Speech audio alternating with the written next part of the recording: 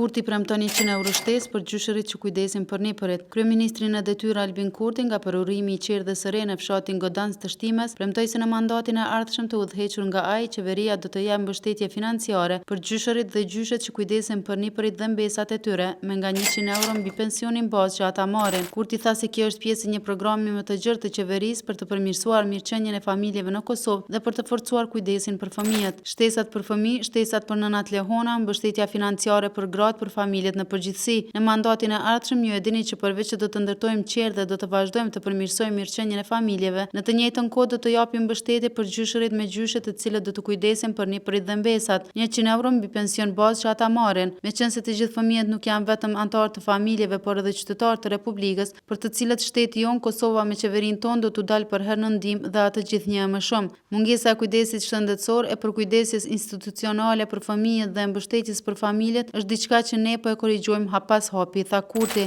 Ai foli edhe për rëndësinë e inaugurimit të qerdhës në Godancë, duke theksuar se ky investim është dëshmia e përkushtimit të qeverisë për të investuar në arsim dhe edukim të hershëm. Kurti bëri të ditur se qerdhja ka vlerën e investimit prej 440.000 eurosh.